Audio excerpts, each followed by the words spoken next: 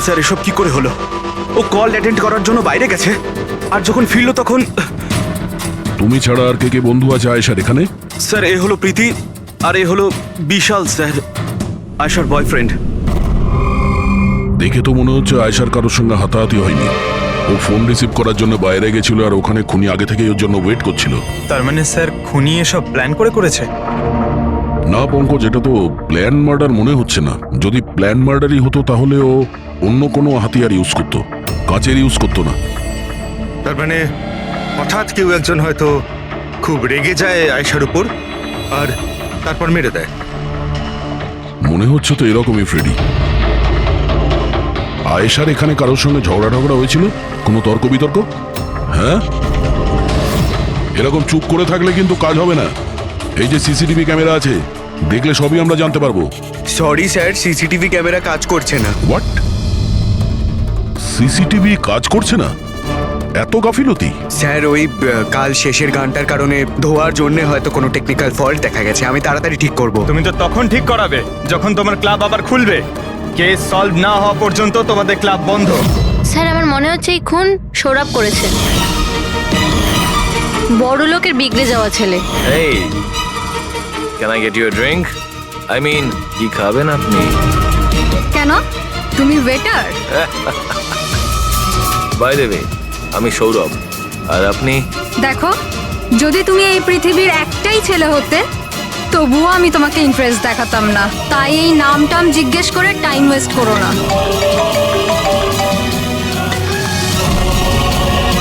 যখন আয়েশাকে উত্তর দেয়নি তখন ও রেগে পিছন পিছন বাইরে গেল। সৌরভ কোথায়? স্যার ও তো নেই। তোমাকে বলেছিলাম না আমি, কেউ এই ক্লাব থেকে বাইরে যাবে না। স্যার যেতে দিইনি আমি, হয়তো ও অপরাধ করার পরেই পালিয়ে গেছে, আয়েশার ভেতরে আসার আগেই। এই আয়েশা আর সৌরভ বাইরে কোন দিকে গেছিল? স্যার ওইদিকে।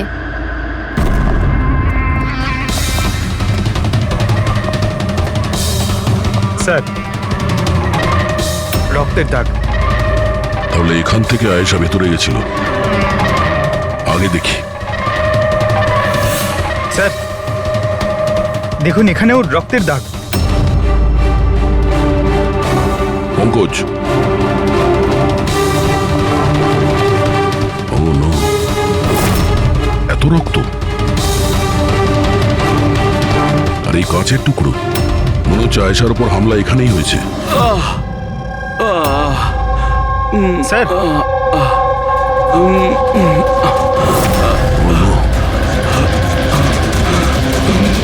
আচ্ছা, এই সৌরভ নয় তো? এর পরিস্থিতি খুব খারাপ। অ্যাম্বুলেন্সকে ফোন করো। ক্লাবে এতগুলো লোকের মাঝখানে একটা মেয়ের খুন হয়ে গেল।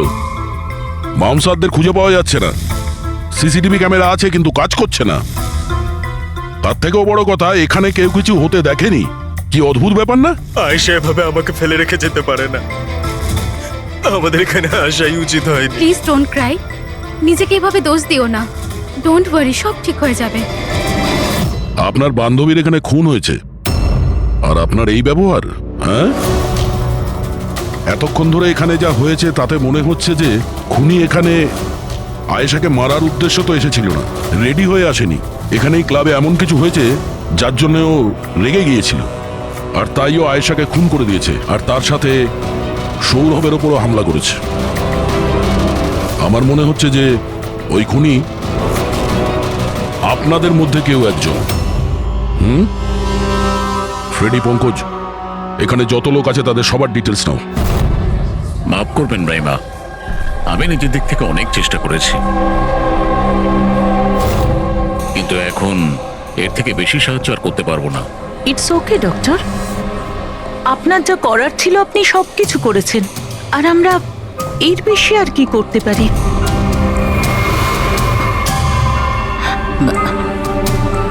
What happened doctor? আপনি ঠিক আছেন তো? হ্যাঁ, আমি ঠিক আছি। আমার একটা অস্বস্তি হচ্ছে। Excuse me. কোথায় যাচ্ছেন আপনি? আমি ওয়াশরুম থেকে আসছি। তানিশা, আয়েশার মৃত্যুর আগে তোমার সাথে ওর ফোনে কথা হয়েছিল, তাই না? আচ্ছা, ওই ফোন কলের ব্যাপারে আমাদের কিছু ডিটেলে বলতে পারবে? স্যার, ডিস্কোতে খুব জোরে মিউজিক বাজছিল বলে আমি বেশি কিছু শুনতে পাইনি। হ্যাঁ, কিন্তু আমি ওকে এটা বলতে শুনেছিলাম। কি হয়েছে বলো না, কি হয়েছে? তোমার কি খুব কষ্ট হচ্ছে? ডাক্তারের কাছে নিয়ে যাব?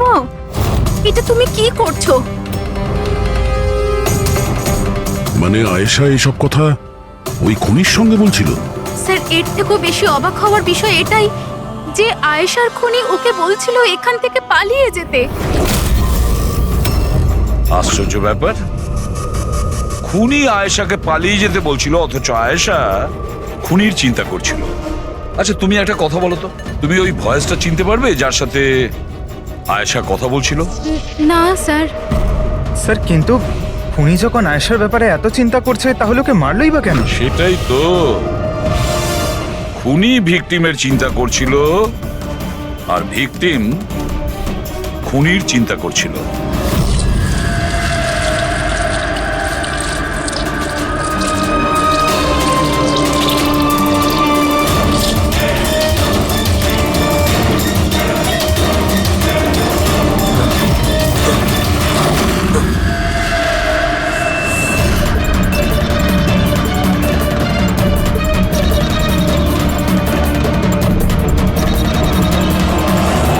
গান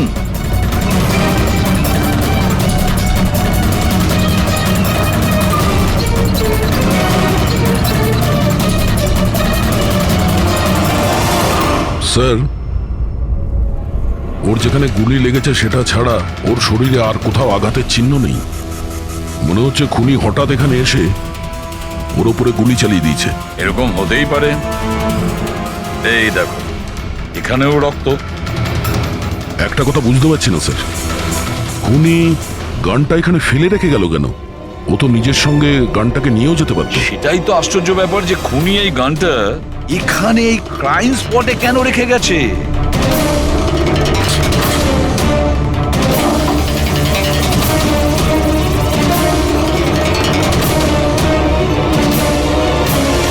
স্যার এই দেখুন, নিচে এখানে এই টেপটা আটকানো ছিল। ওয়াশ বেসিনের নিচে টেপ? মনে হচ্ছে এখানে টেপ দিয়ে কিছু আটকে ছিল যেটা এখন এখানে নেই। হতে পারে এই কেসের সঙ্গে রিলেটেড কিছু। নিশ্চয়ই দেখতে হবে। রায়মাদেবী, ডক্টর যশবন্ত আপনার ডক্টর ছিলেন তো? আপনারা এখানে এই টেবিলেই বসেছিলেন? হ্যাঁ, আসলে উনি আমার অসুখের কথা বলতেই আমার সাথে দেখা করতে এখানে এসেছিলেন। খুব ভালো মানুষ ছিলেন উনি। আজ যখন আপনি ওর সঙ্গে কথা বলছিলেন আপনার কি মনে হয়েছিল যে কোনো ব্যাপার নিয়ে ও একটু ডিস্টার্ব ছিল? ডিস্টার্ব তো নয়, কিন্তু হ্যাঁ, হঠাৎ করে ওনার শরীর খারাপ হয়ে গিয়েছিল আর উনি এক্সকিউজ মি বলে ওয়াশরুমে চলে গিয়েছিলেন। আমি তো ভাবতেই পারিনি যে এরকম একটা ঘটনা ঘটবে। স্যার, হ্যাঁ, এ হলো এই কফি শপটার ম্যানেজার। এখানকারও সিসিটিভি ক্যামেরাগুলো কাজ করছে না। স্যার 2 ঘন্টা আগেও তো কাজ করছিল, কিন্তু হঠাৎ করে টেকনিক্যাল প্রবলেম হয়ে যায়, সেই জন্য ইঞ্জিনিয়ারকে ডেকেছি আমরা।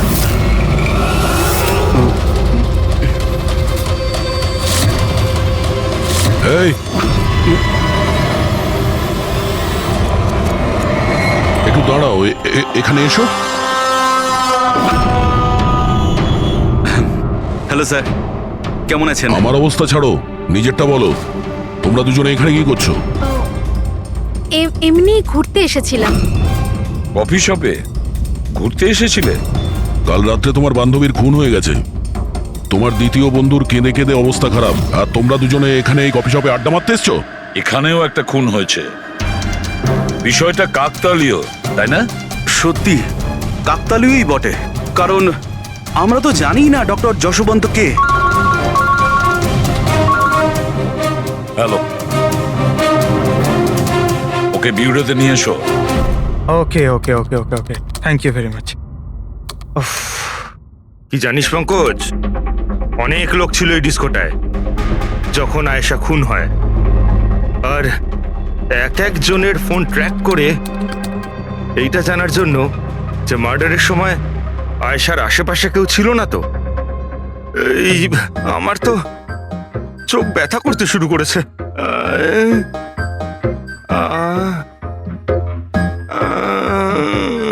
আরে স্যালাডগুলো চোখে লাগানো বন্ধ করুন ফেরি স্যার। আরো কত লোকের নাম্বার ট্রাই করতে হবে? কাজ করুন, ভগবান। সৌরভ, এখন তোমার শরীর কেমন? শরীরের আঘাত না হয় আজ নয় কাল ঠিক হয়েই যাবে স্যার, কিন্তু যা আমি ওই দিন দেখলাম সেটা হয়তো সারা জীবন কোনোদিনও ভুলতে পারবো না আমি। না আমি ওই পাবে যেতাম, আর না আমি আয়েশার চিৎকার শুনতে পেতাম। কিন্তু আয়েশার পিছন পিছন তো তুমি গিয়েছিলে, ও তোমার সঙ্গে ভালো করে কথা বলেনি সেই জন্য। এই কথাটা সত্যি স্যার যে আমি আয়েশার পেছনে গিয়েছিলাম, কিন্তু আমি যখন ওকে ড্রিঙ্ক অফার করলাম ও বারণ করে দিল স্যার। ইনফ্যাক্ট ও আমার ইনসাল্টও করলো স্যার, তাই আমার খুব খারাপ লেগেছিল স্যার, আর তাই আমি ওর পিছু নিয়েছিলাম। ও মাই গড, কে করলো এইসব কিছু? চলো তোমাকে আমি হসপিটালে নিয়ে যাই। হেই দাঁড়াও, আরে দাঁড়াও। আর তারপরে? স্যার আমার এখনো মনে আছে যখন আমি ওর রিস্টটা ধরেছিলাম স্যার, সেটা একেবারে নর্মাল ছিল না, ওটা নর্মাল মানুষদের রিস্ট ছিলই না। আমার খুব অদ্ভুত ফিল হয়েছিল স্যার।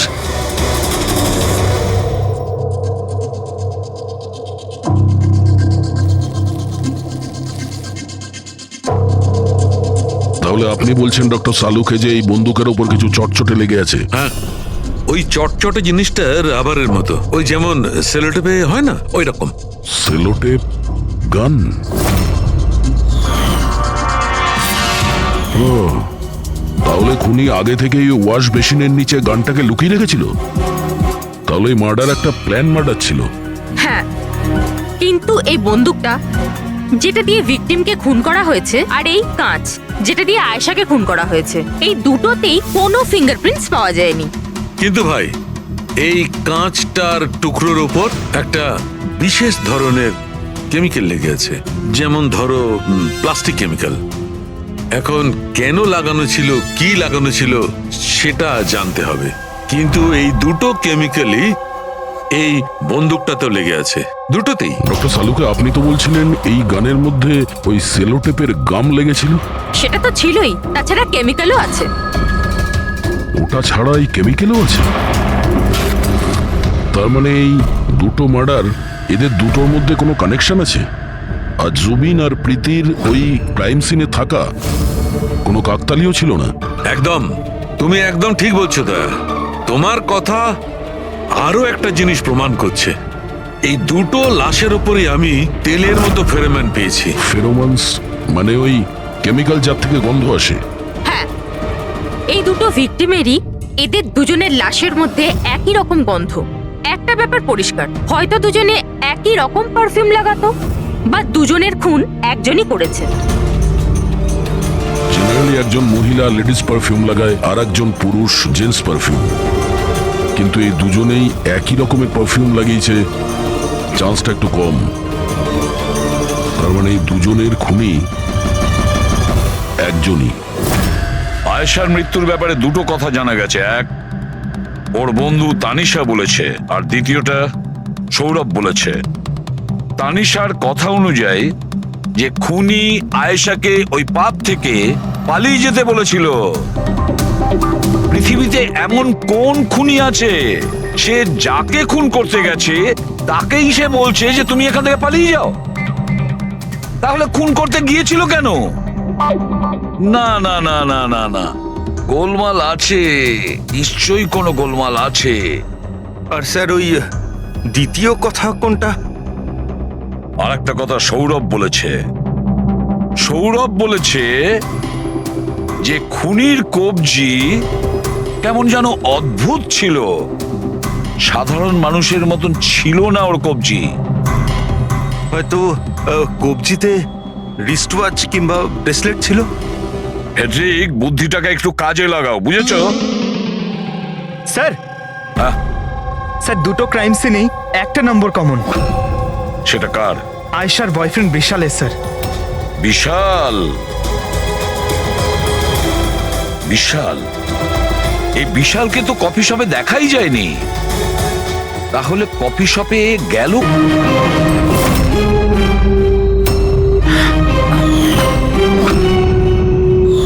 রায়মা দেবী, আপনি আর এখানে? স্যার, এটা আমারই বাড়ি, কিন্তু আপনারা এখানে? ওনাকে কি খুন করেছে সেটা জানতে পেরেছেন?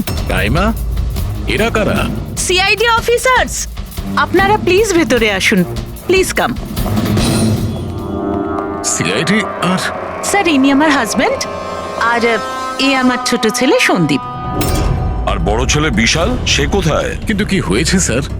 দেখুন, আসলে ব্যাপারটা হলো ডক্টর যশবন্ত আর আয়েশার খুনে আমাদের মনে হয় হয়তো বিশালের কোনো হাত আছে। এ আপনি কি বলছেন? অভিযোগ প্রমাণিত হয়নি, কাউকে গ্রেপ্তার করতে পারেননি, তো যে কোনো কাউকে ফাঁসিয়ে দেবেন? দেখুন, সিআইডির কাজই হচ্ছে অপরাধী পর্যন্ত পৌঁছানো, নাকি কোনো নিরপরাধীকে ধরে এই কেসটা বন্ধ করে দেওয়া। আপনি দয়া করে একটু বিশালকে ডাকবেন। দাদা খুন করতেই পারে না, আপনারা দয়া করে ওকে ধরে নিয়ে যাবেন না। সন্দীপ, আমরা কিন্তু তোমার দাদাকে এখানে ধরতে আসিনি, আর আমরা এটাও বলিনি যে তোমার দাদা কিছু করেছে। আমরা তো তোমার দাদাকে কিছু প্রশ্ন করব, ব্যাস। আপনারা আমাকে সন্দেহ করছেন? এক মিনিট বিশাল, তুমি ভেতরে যাও। আমি এই সিআইডির লোকেদের তোমায় বিরক্ত করতে দেবো না। দেখুন, সিআইডির কাজে বাধা দেওয়াও কিন্তু একটা অপরাধ, তাই প্লিজ আমাদের নিজেদের কাজ করতে দিন। বিশাল,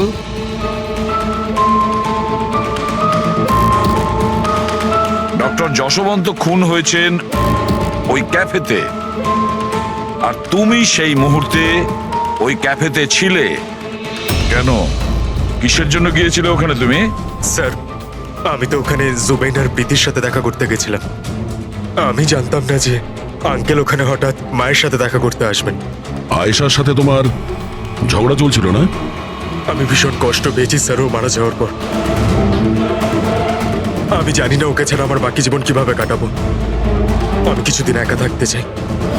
ঠিক আছে, তুমি গিয়ে রেস্ট নাও। এরপরে কিন্তু দেরি করা যাবে না।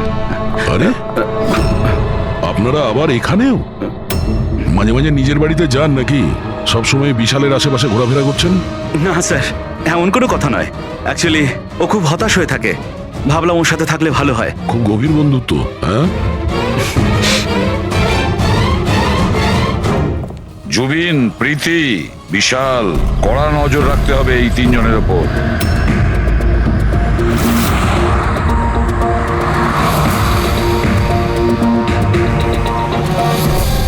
তিনজনের বাড়িতে এমন ক্যামেরা ফিট করেছি না স্যার, একটা মাছি ঢুকলেও সব টের পেয়ে যাবো আমরা। তুই যাই বলিস, কাজের লোক, দুধওয়ালা আর সবজিওয়ালা, এদের মাধ্যমে গোপন ক্যামেরা বসাবার আইডিয়াটা কিন্তু দারুণ ছিল। ভালো ছিল না? কিন্তু আমার ছিল না, দয়া স্যার ছিল। আচ্ছা, হ্যাঁ, আর উনি আমাদেরকে এখানে বসিয়ে দিয়েছেন যাতে আমরা এখানকার সিসিটিভি ফুটেজ চেক করতে পারি।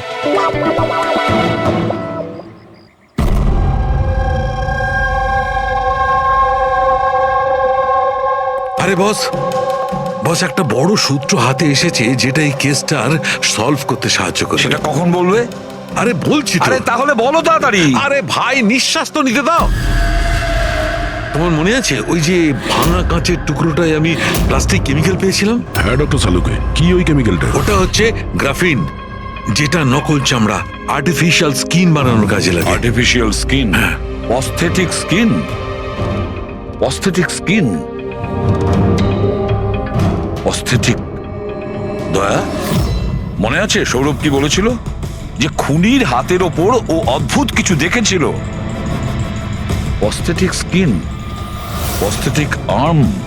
তাহলে কি এই খুন কোনো রোবটের মাধ্যমে হয়েছে?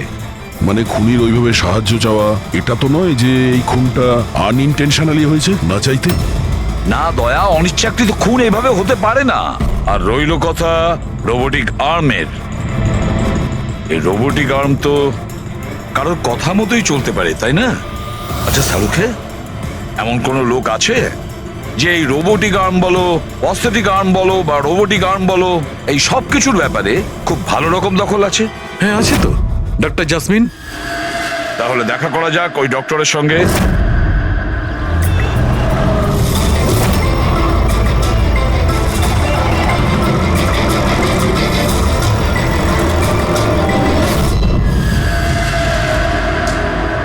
ডক্টর জাসমিন, আমরা এটা জানতে চাই যে যদি এই এরকম প্রস্থেটিক লাগানো হাত লাগানো হয়েছে, রোবোটিক আর্ম, তাহলে কি ওই হাত, ওই আর্ম অন্য কারোর ইনস্ট্রাকশনে কাজ করতে পারে? মানে নকল হাত লাগানো হয়েছে একে, কিন্তু এই হাত দিয়ে কি কাজ করাতে হবে তার কন্ট্রোল এর কাছে নেই, বিয়ের কাছে আছে, তাই তো? কারণ আমাদের সন্দেহ হচ্ছে যে খুন নিজের ইচ্ছায় করছে না, কেউ ওকে দিয়ে করাচ্ছে। স্যার, এটা শুনে যতটা কঠিন মনে হচ্ছে আসলে ততটা কঠিন নয়। হ্যালো, দামিনীকে একটু ভেতরে পাঠাও। হ্যাঁ, সেই রুগীটাই যার কাল টেস্ট হয়েছিল। রুগী?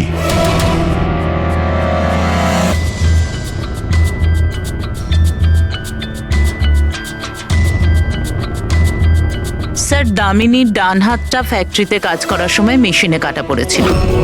হ্যাঁ স্যার, মেশিনে আমার হাত ঢুকে গিয়েছিল। তাই জন্য ওকে নকল হাত লাগিয়েছি, যার কন্ট্রোল মানুষের ব্রেনের দ্বারা হয়। একটা নকল হাত মানুষের মাথা দিয়ে কাজ করছে কি করে? স্যার, সায়েন্স খুব উন্নতি করেছে। আসলে এই ধরনের নকল হাত সায়েন্সের একটা খুব বড় আবিষ্কার। এটাতে এক ধরনের চিপ আছে, মানে সফটওয়্যার, যেটা ব্রেনের দ্বারা কন্ট্রোল করা হচ্ছে। মানে মানুষের ওঠা বসা যেমন ভাবে আসল হাত পা নাড়ানো যায়, সেইভাবেই এই নকল হাত পা নাড়ানো হয়, যেটা ব্রেন কন্ট্রোল করে। গ্রেট, বিজ্ঞান সত্যি অনেকটা এগিয়ে গেছে। সত্যি রোবোটিক আর্ম।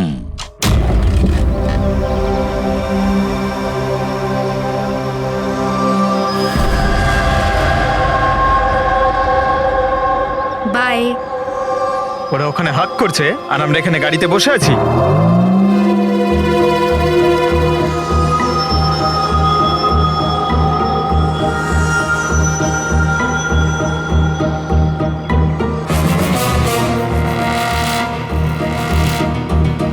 ফ্রেডি স্যার, এই বিশাল তো প্রীতির বাড়িতে যাচ্ছে।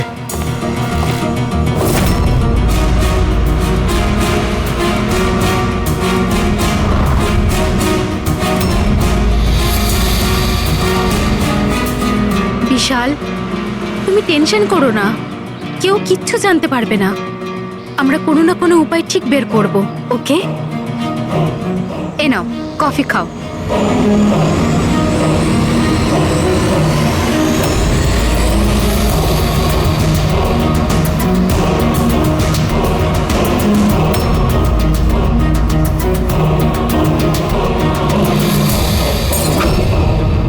বিশাল, প্রীতি!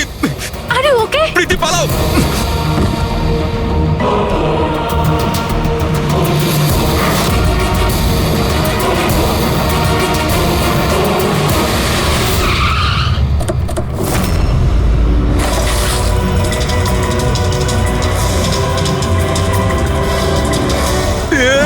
বিশাল, না, বিশাল ছাড়ো।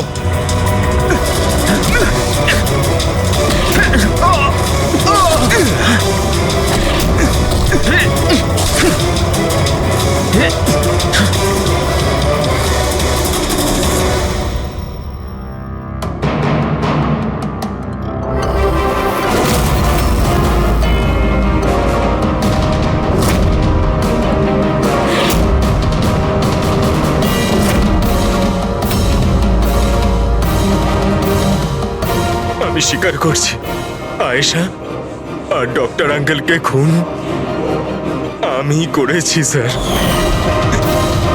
তুমি এখানে কি করছো? কি হলো? কি হচ্ছে এটা? আমি বুঝতে পারছি না কি হচ্ছে আমার হাতে। কিছু প্রবলেম? কি হচ্ছে বলছো না কেন কিছু? ডাক্তারের কাছে নিয়ে যাব? এটা কি করছো? এটা কি করছো? আয়েশা, পালাও এখান থেকে, পালাও! আমি বলছি তোমাকে, পালাও আয়েশা!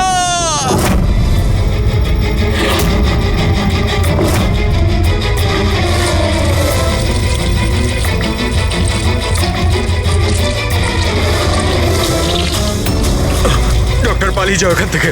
কি করছো এগুলো? আমি কি করবো স্যার? আমার নিজের হাতের উপরে কোনো কন্ট্রোল নেই। কি? তোমার হাত তোমার কন্ট্রোলে থাকে না? এর মানেটা কি? জানি না, হঠাৎ করে মাঝে মাঝে কি হয়ে যায়। সেই কারণে তুমি আয়েশাকে ওখান থেকে চলে যেতে বলেছিলে? হ্যাঁ স্যার, আমি আয়েশাকে ওখান থেকে পালাতে বলেছিলাম। আয়েশা পালাও এখান থেকে, পালাও। আর আমি অনেকবার চেষ্টা করেছিলাম যাতে আমি ডক্টর আঙ্কেলের কোনো ক্ষতি না করি। ডক্টর, পালাও এখান থেকে তুমি। একটা কথা বলো, কেন গিয়েছিল তুমি ওই ক্যাফেতে? আমি ওখানে ডক্টর আঙ্কেলের কাছে আমার হাত ঠিক করাতে গেছিলাম, আর জুবেইন, প্রীতি আমাকে সাহায্য করছিল, কারণ আমি আমার বাড়িতে বলতে পারতাম না যে আয়েশাকে আমি নিজের হাতে খুন করে দিয়েছি স্যার। আমি জানি স্যার, আমার কথায় বিশ্বাস করাটা খুবই কঠিন, কিন্তু সত্যি এটাই, খুন আমি নয়, বরং আমার হাত করেছে। ডক্টর জাসমিন, বিশাল যা যা বলছে সেটা সত্যি? আমি বলতে চাইছি যে এটা কি সম্ভব যে একটা রোবোটিক আর্ম নিজে থেকেই ডেভেলপ করে আর সেই কারণেই তার মনে হয়েছে যে খুন করা যেতে পারে? চান্সেস কম স্যার, কিন্তু হ্যাঁ, হাতের ভেতরে লাগানো এই চিপকে কেউ যদি হ্যাক করে তাহলে হতে পারে। কি? প্রস্থেটিক হাতে লাগানো সফটওয়্যার হ্যাক করা যায়? হ্যাঁ দাদা, হ্যাক হতেই পারে, এটা পসিবল। যখন হ্যাকার এই নকল হাতের চিপ হ্যাক করে, তখন এই নকল হাতটা তার ব্রেন দ্বারা কন্ট্রোল হয় না যার শরীরে এটা লাগানো আছে, বরং এই নকল হাতটা কন্ট্রোল হয় হ্যাকারের ব্রেন দ্বারা।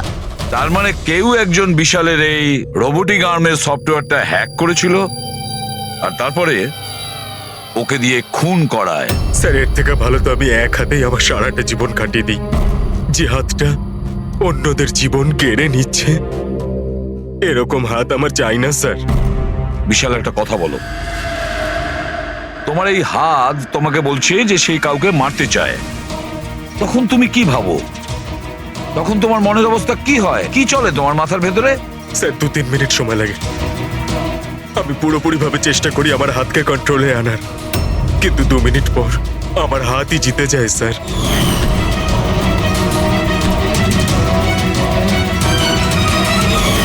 চিন্তা করো না, এবার আমরা তোমার এই রোবোটিক আর্মের ভেতরে একটা ট্রান্সমিটার ফিট করব, আর যার থেকে আমরা জানতে পারবো যে ও কাউকে মারতে চায় বা হয়তো কারোর থেকে ইনফরমেশন পাচ্ছে যে তুমি গিয়ে খুন করো, সেটাও আমরা জানতে পারবো।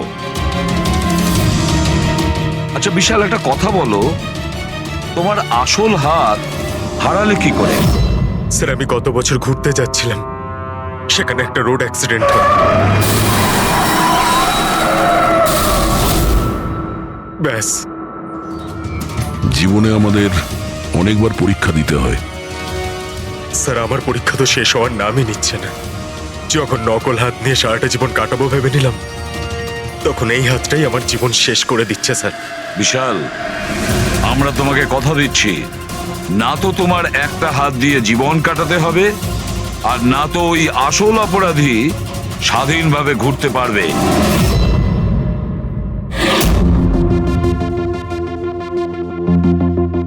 বিশাল, অপরাধী প্রথমে বিশালকে দিয়ে আয়েশাকে খুন করায়। আয়েশা, যাকে বিশাল খুব ভালোবাসতো, এরপরে খুন করায় ডক্টর যশবন্তকে, যে বিশালকে সাহায্য করত। এরপরে প্রাণ নিতে চেষ্টা করে প্রীতির, যে বিশালের বন্ধু ছিল। এরা প্রত্যেকেই হলো বিশালের শুভাকাঙ্ক্ষী, আর এরা প্রত্যেকে বিশালের আপনজন। সবাই বিশালের খুব কাছের মানুষ। তাহলে এই অপরাধী কে হতে পারে? কে সেই অপরাধী? এও তো কোনো কাছের মানুষ হতে পারে, বিশালের কোনো আপনজন। পঙ্কজ, বিশালের অ্যাক্সিডেন্টের পুরো ডিটেল আমার চাই, A to Z। Hello sir, আমি Jashpal. Computer expert? Yes sir. Computer hack করতে পারো? যত বড়ই কম্পিউটার হোক বা সার্ভার, এক তড়িতে হ্যাক করতে পারি। রোবোটিক আর্মের সিস্টেম হ্যাক করতে হবে, পারবে? নিশ্চয়ই স্যার, পারবো। এতে সবকিছু পেয়ে যাবে। হয়ে যাবে স্যার। আর এটার জন্য আমি ট্রেস রাউটিং এর ইউজ করব। সেটা আবার কি? হ্যাঁ স্যার, এই টেকনোলজিটার সাহায্যে বিশালের আশেপাশে প্রত্যেকটা কম্পিউটারকে আমি দেখতে পাবো। মূলত মেশিনের মধ্যে যে হোস্ট নেম আর অ্যাড্রেস থাকে সেটাকেই হ্যাক করতে হয়। আচ্ছা, আর ট্রেস রাউটিং এর সাহায্যে আমরা শহরের যে কোনো জায়গায় বসে থাকা যে কোনো হ্যাকারকে খুব ইজিলি খুঁজে বের করতে পারবো। ফ্যান্টাস্টিক। আর যে বিশালের রোবোটিক আর্মের সিস্টেম হ্যাক করেছে, এবার আমরা ওর সিস্টেমকে হ্যাক করব।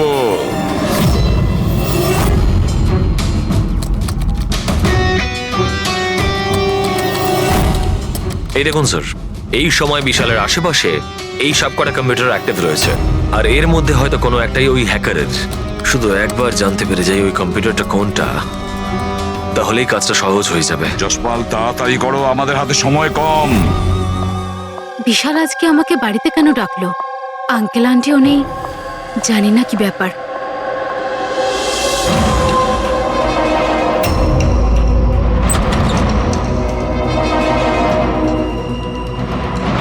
বিশাল, বিশাল, প্রীতি, তুমি জানো যে আমি তোমাকে মারার চেষ্টা করেছি, তবুও তুমি আমার কাছেই এলে। বিশাল, তুমি তো আমাকে ফোন করে এখানে ডাকলে। আমি? হ্যাঁ। আমি কখন ডেকেছি?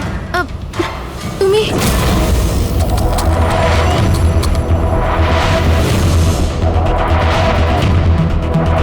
নো!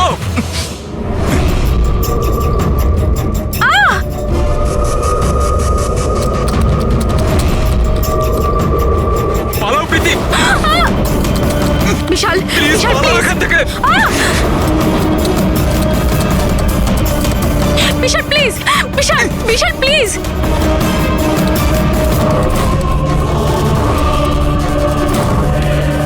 ইয়েস স্যার, ওই হ্যাকারের লোকেশন পেয়ে গেছি।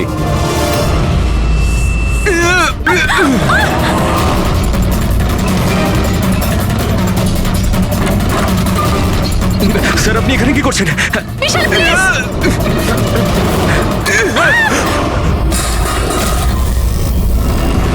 অনেক হয়েছে হ্যাকিং।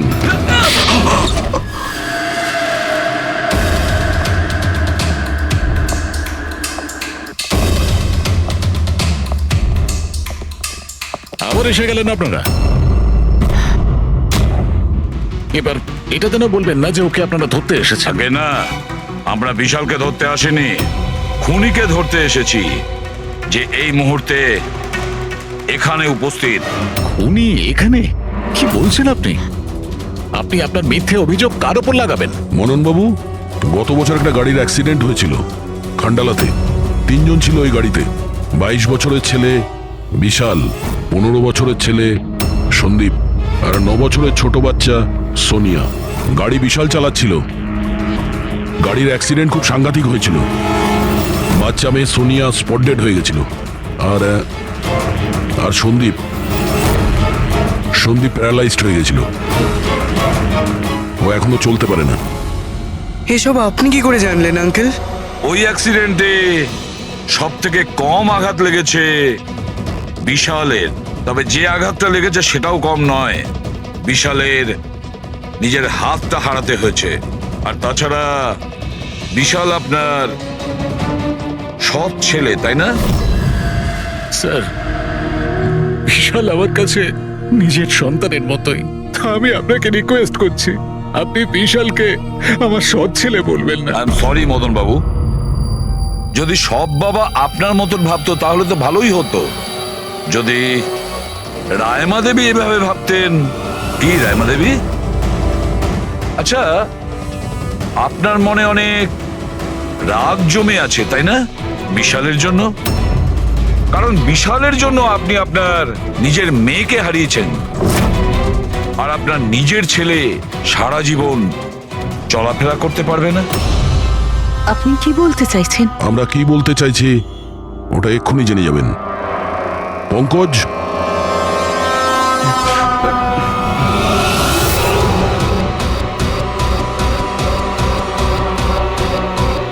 সরি আন্টি, কিন্তু আমি ওদের সবকিছু বলে দিয়েছি। যে আপনার বলার জন্যই আমি এসব করেছি।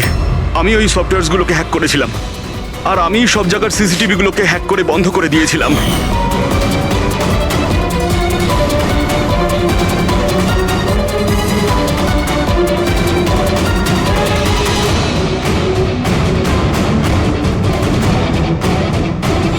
বিশালের থেকে প্রতিশোধ নেওয়ার জন্য আমি ওর গার্লফ্রেন্ডকে মেরেছিলাম।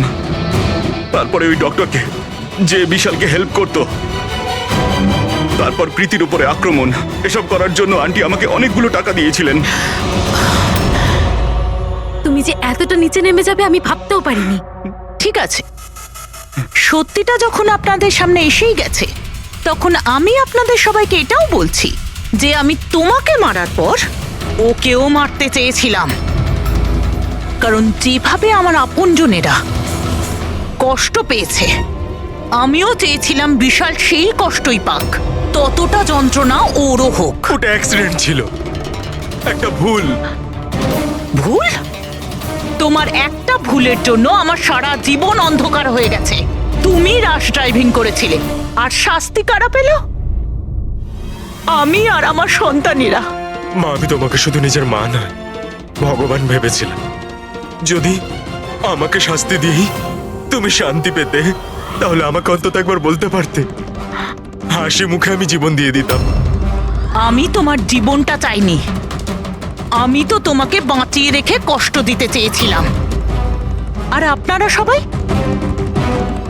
আমাকে দোষ দিতে পারেন না, কারণ আমি যা করেছি সেটা আমার মায়ের মমতার জন্য করেছি। রায়মা দেবী, মা শব্দের অর্থ আপনি জানেন না, সেজন্যই আপনি এত বড় অপরাধ করেছেন। আরে মা তো সেই হয় যে শুধু নিজের নয়, অন্যের সন্তানকেও স্নেহ ভালোবাসা দিয়ে আগলে রাখতে পারে। বিশাল হয়তো আপনার গর্ভের সন্তান নয়, কিন্তু মা বলে তো ও ডাকতো। ও আপনাদের পরিবারেরই একটা অংশ। কোনো মাই তার ছেলের ওপর এইভাবে প্রতিশোধ নিতে পারে না। হ্যাঁ, সেটাও এত ঘৃণ্য। দুটো লোকের প্রাণ নিয়েছেন। না রায়মা দেবী, আপনি বড় ভুল করেছেন, বিশাল ভুল করেছেন। আদালত আপনাকে কোনোদিন ক্ষমা করবে না, কোনোদিন ক্ষমা করবে না। কঠোরতম শাস্তি হবে আপনার।